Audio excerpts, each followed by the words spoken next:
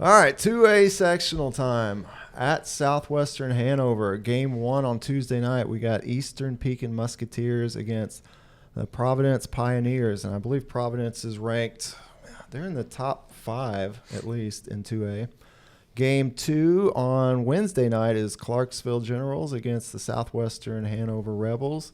And game 2 on Wednesday night would be Henryville Hornets against I believe they're number 2, in my book number 1, Brownstown Central Braves. And drawing the bye is the Austin Eagles. And they will play Friday, the winner of Eastern Pekin and Providence.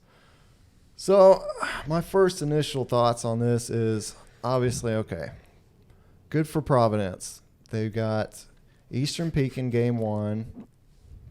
Friday, they're looking at Austin. And they avoid Hanover, Southwestern, and Brownstown. That is a ideal draw for Providence. What are our thoughts on the 2A sectional at Southwestern?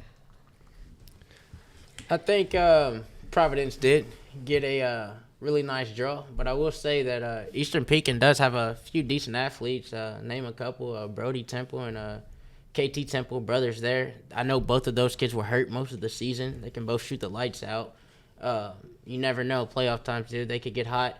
But I definitely like Providence here. They have a really, really good coaching. Coach Miller over there. And rolling with the senior guard. What's his name? Noah Lovin. Noah Lovin. Yeah. He's a really solid guard. I definitely like Providence to advance and really advance in the first 2 rounds, honestly. So check out this, fellas. I was looking up coaching records in this sectional. These coaches are combined 911 and 525. Man. I imagine Wow. there's not too many better coaches in the state than this group right here, especially Dave Benner, Ryan Miller, Zach Nussbaum. They've got exceptional records, and they've been doing it a while. This is Benner's 26th year as head coach. Wow. So all these teams are really well coached. They're not going to beat themselves. It's going to be a challenge. But like I said, Providence, if we had a winner in this, who got the winner of the draw? I think Providence did. 100%. Unfortunately, the winner overall, I just do not feel like anyone has enough for Brownstown when it comes down to it. I was at the Brownstown-Providence game. Brownstown handled them earlier in the season. Now, that was 3 or 4 months ago. Teams progress. I get it. And if Southwestern can tire them out on Friday night, something happens, hey, you never know. Providence has a puncher's chance. They almost had them last year. They came within a last-second shot that looked good from my angle. So, in my book, I would say Brownstown is the favorite, not just in this sectional, but probably all of 2A. Kyle, what are we thinking about? I mean, well, we've all said Providence has the best draw, but I think it's going to come down to Providence and Brownstown, obviously. But Providence, I almost kind of think Providence might have it. With Noah Lovin just not getting his 1,000th point, he's real confident. You got a couple other kids on that team who can play. But, I mean, they play defense hard. They're ready to battle every single game. I know being with Silver Creek, I mean, they battle us every game. It's their time to come after us, and they play like that every game. But with Brownstown probably going to play Southwestern coming off, they might be tired like what you said. Providence might have in the bag, but Parker Heeman playing Silver Creek, he had 8 or 9 threes. Jack Benner can catch fire. They move the ball real well. They have great coaching, but I think it's going to come down to the final shot again. It's two fabulous teams. They both have a great offense, great defense. I don't know. 100%. It's a tough. I mean, without a kid like Flory Badunga at Kokomo, Jack Benner is arguably the best player in the state.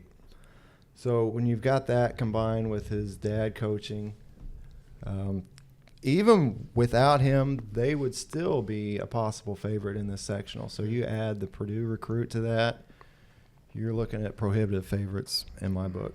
No, yeah. That Brownstown team is pretty legit. I mean, Parker is one of the best shooting guards in the 2A level. I mean, they have Chase Coomer and Colby Hall as well. And then not even to mention Jack Benner. They just got a solid team, and it's really hard to run with them when they got such a skilled and deep group, and obviously Dave Benner's a great coach. And Southwestern could somehow catch fire and somehow catch them on a bad night and beat them on shooting, but even then it's going to be a tough game. I mean, it's hard to go out there and play with Brownstown like that. Yeah. 100%. After I saw those boys, how they handled Jeffersonville up a few classes, that was a real eye-opener to their talent that they had. I really think that they will be in the championship, but it's really hard to count out Coach Miller and those kids at Providence if Lovin gets hot and Miller calls a great defensive game, as well as that. Who's the tall kid they have? Elijah. Yeah. He's a pretty good sophomore dude, and he's been coming along late Quentin in the Hesse's season. a really good player too. He's going to get some shots. 100%. So he's came on strong late in the season. If anyone's going to be able to draw up a defensive plan to stop them, I'd say it'd be Providence. But dude, Benner hits tough shots. I got the chance to see him play at the season opener against Providence, and just the shots that he has the confidence in taking, and the shots that he makes, dude, if he's on, I mean, it's going to be hard. Right. And can we all kind of say Brownstown is the best team south of Indianapolis? Absolutely. 100%, regardless of class. Yep. I mean, they've shown they've played up classes, they played lower, and I mean, every single game they've handled without a doubt. There hasn't really been a lot of stress on their plate. So They handled Jeffersonville. I was at that game, Yeah. and we all know how good Jeffersonville is. 100%. Yeah. Right. And I think even to have somebody as a big name like Jack Benner, I mean, he doesn't exactly force his shots. He hits tough shots. Yeah. But you really watch the game. I mean, Parker controls the game. 100%. He tells where everybody needs to be at, Yeah. calls out his plays. I mean, he controls what needs to be done. And I think that also puts Jack in a better position, too, and that's why they play so well together. 100%. Those kids are long, too. They have a lot of length out there on the court, which is going to bother a lot of teams, especially Absolutely. at the 2A level. It's possibly Brownstown's best team in school history. Yeah. They went I to the agree. state championship game in 2009, Yeah. where they lost to Deshaun Thomas and Fort Wayne Lures. But this team right here, I expect nothing less than the state championship. 100%. And I'm comfortable with calling them out and saying that. agree. No, I definitely agree. It's definitely hard to count out Providence. I've seen them multiple times this year, and they just bring a different energy. Like every game, it's just, I mean, they're just battling. I always say it's like they're playing football out there, but it's true. I mean, they're not afraid to go out and hit you and get in your face and talk some trash. I mean, they're just a team that's coached different. They just bring a different energy, and I mean, they're gonna have to try to catch Browns. I mean, I went to the game like Patrick said. It was early. It was like one of the very first games of the season, and Brownstown got them. But I don't know. Maybe it's a different story coming around sectional, but it's hard to beat Brownstown. I think the biggest thing for Providence is going to be putting together 4 quarters. They have to put together 4 quarters to beat them. So I've seen them get hot for 2 quarters, and then, they let Floyd Central back into the game. One point this year, they were up like 15-16. They played a much better second half against Brownstown, but they got off really slow in the first half. So it's just about putting together 4 quarters. If they can put together a solid 4 quarters, they might find themselves in a close game. Yeah. I agree. I think I totally agree. If Brownstown doesn't compete all 4 quarters, I think Providence could get them. But they, like what you said, different energy. I mean, you watch them warm up. They're clapping. They're yelling. I mean, they're doing charge drills during warm-ups. Yeah, it's like man, dude, like you're all ready, you know. It's fun to watch them though. It's fun because they bring a different energy. You know? They're ready to go to battle every game, no matter what. Absolutely, it's 2 great coaches going head on. Also, like to note in that first game when they did play, I know Providence did make a deep run in football, and they had 2 or 3 key defensive players, and that did not play. Or if they did play, I think they were just fresh thrown into practice and instantly got on the court. So I'm not sure how big of a difference it would make, but I'd like to note that for sure. Yeah, and I don't want to say like I'm disrespecting Providence or Southwestern in this sectional because they could do it, but prohibitive favorites. I mean, I feel like we all kind of agree Brownstown is 100%. that. I agree. They're a great team. Really good Definitely team. respect that the Hanover team.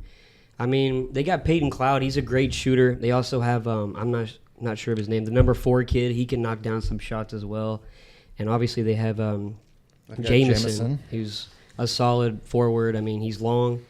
He can throw it down, but they do got a good team. They've had a great season so far. I mean, they've beat some pretty solid teams, and And listen, Jack has missed a few games this year for injury, so I don't think any of us really know exactly what the deal with that is. 100%. If he, is 60 or 70% of Jack Benner going to be good enough to pull them through? It might be. Probably so. He's a great player. He plays hard no matter what his position is. I'm glad you mentioned that. That was one thing I've kind of forgot about is he has struggled with injury pretty much the whole season, and that'd be like the only thing I could see. Maybe if he's not 100%. And getting information out of Brownstown is like they've got a lock on that program. It's like getting something out of Fort Knox. It's just not happening. Yeah. Do we want to go to our teams here? If I had a team to beat the 3A, I would go with Colby Hall from Brownstown, Jack Benner from Brownstown, Parker Heyman from Brownstown, Noah Levin from Providence, and I'm going to go Aiden Head at Henryville, which would allow Colby to move over to the 4. 100%. I like that. I think it's a great team. I think also another player we can't leave out is also Quentin Hesse. Mm-hmm. So many guys. Yeah. We could add. Yeah. Right. I think that whole class is just a great teams. Aiden Head he's a beast.